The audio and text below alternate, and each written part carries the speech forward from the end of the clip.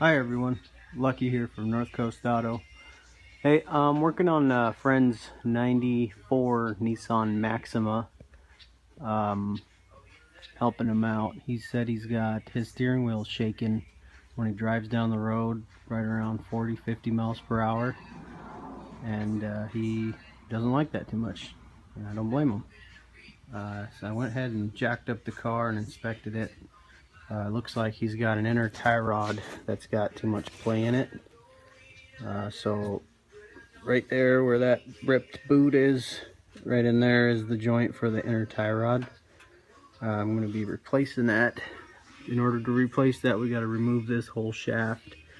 But how you check to see where the play is, you just grab the wheel here with both hands and shake it, or push it back and forth and see if it has any play. This wheel has about a 1/4 inch of play, so I'm moving it right now. You can even hear it. If you just move it back and forth like this, the wheel shouldn't have any play, and this one does. So that will need to be replaced. The new tie rod is right here. So right there is the inner tie rod joint. So that's where the play happens, because this thing swivels. As you turn, it swivels. Yeah, pretty self-explanatory. Also rented a toolkit, inner tie rod toolkit, in case I need it.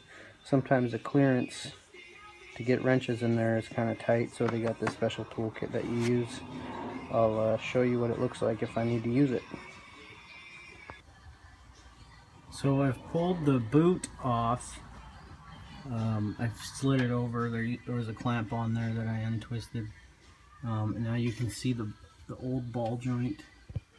But there is a washer that we need to remove before we can put a wrench on that. So I'll show you where it's at. So there's a washer right behind that joint that you need to hit it back, because it's bent over the part where you put on your wrench. So you got to hit that back, put a screwdriver or some type of flat edge on it and hit it back on all 4 corners, and then loosen that up. It's just the regular thread on this side, and then after I do that, then you got to loosen this bolt right here, which I've already done. It's a 22 millimeter, I believe, and it's just the regular thread as well.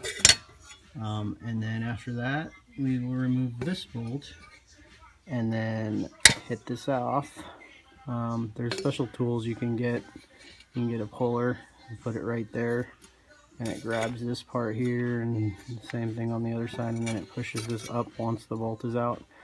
I prefer to use a brass hammer and hit it right here once the nut is off. That's a lot easier, and you don't have to have a special tool.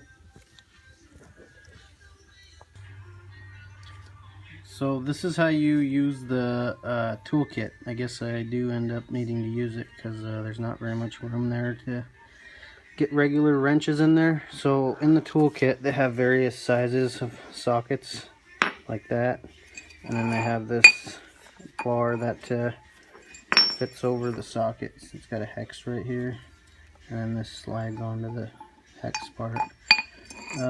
So this part I'm showing you on the new shaft because it's easy to see. This part, see how it's got the size to fit over this ball. So this will go over like that, and then you take this bar, extra long socket I guess you call it, put that there, just like so, and then there is a 1/2 inch socket, 1/2 inch drive breaker bar you can put on the other side, and you just turn it counterclockwise.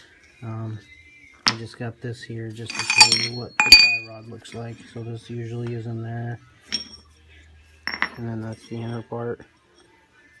Fairly simple to do. Like I said, that nut that's on the old one, you want to keep that on the old one, so that way you can match it up when you go and put this back onto the new one. So here's the new inner tie rod. I installed it on there already. Just make sure you remember to put the washer behind that ball part. The new tie rod should come with a washer, and it goes has a little slot on the steering rack itself where it goes into, and then after you get this tightened down, then you bend the tabs on the washer on the nut part of the tie rod, all four sides. So you see how it's sticking out right here a little bit, like a little moon section right there. So once you get this tight on the steering rack, then you bend these tabs over on all four corners of the nut. That way it won't back out. That's really important to do that. So yeah, and then that is how you install an inner tie rod on the car. Pretty simple.